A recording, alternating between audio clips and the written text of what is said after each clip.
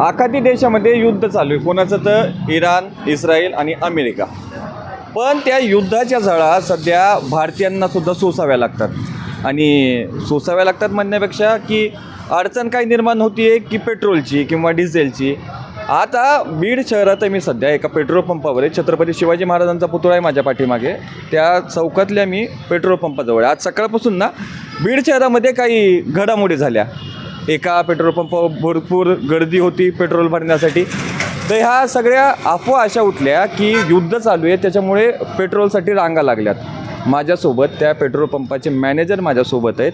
नेमकं आपण हे जाणून घेऊ ही खरंच अफवा आहे, हा पेट्रोलचा डिझेलचा तुटवडा नेमकं जाणवतं आहे का आणि हे अफवा उडतायत का अशा प्रकारे. नेमकं हे सगळे हे अफवा उठत आहेत, युद्ध चालू आहे त्याच्यामुळे पेट्रोलचा तुटवडा आहे. नेमकं काय प्रकरण काय, का तुटवडा भासतोय?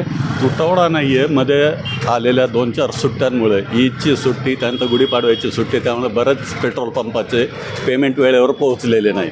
बँकेच्या ह्याच्यामुळे ते पेमेंट न गेल्यामुळे आणि उधारीवर सध्या क्रेडिटवर माल दिला जात नाही. तर पूर्ण पेमेंट झाल्याशिवाय कंपनी माल सप्लाय करत नाही. तर हा सप्लाय आता व्हायला पाहिजे, कारण कालच सगळ्यांचे पेमेंट गेलेले आहेत. आज सोमवार असल्यामुळं आज सगळ्यांच्या गाड्या भरून निघालेल्या आहेत. ज्या सगळ्या BPCL पंपाच्या सगळ्या गाड्या येतील, HPCLचा सुद्धा माल यायला लागला आहे. माझ्याकडे पंपावर माल असल्यामुळे आजही माझा पंप चालू आहे आणि उद्याही दुपारपर्यंत चालू राहील.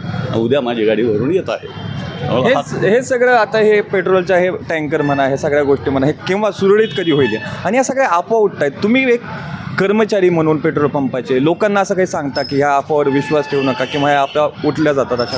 बिलकुल 100% सगळ्यांना आम्ही तेच समजून सांगतो की यासाठी पॅनिक होऊ नका आणि पेट्रोल भरून घ्यायची घाई करू नका. जास्तीचं पेट्रोल, उन्हाळा असल्यामुळे गाड्या फुल करणं सुद्धा चुकीचं आहे. लिमिटेडच पेट्रोल ठेवा, वर स्पेस राहिली पाहिजे. पण लोक ऐकण्याच्या मनस्थितीत नाहीत. इतर घडणाऱ्या घडामोडी ज्या आहेत देशभर, त्यामुळे लोक पॅनिक झालेले आहेत. त्यामुळे ते प्रत्येक गाडी आपली फुल करून घ्यायच्या विचारात आहेत. पण उद्यापासून हा सगळा पुरवठा सुरळीत होईल.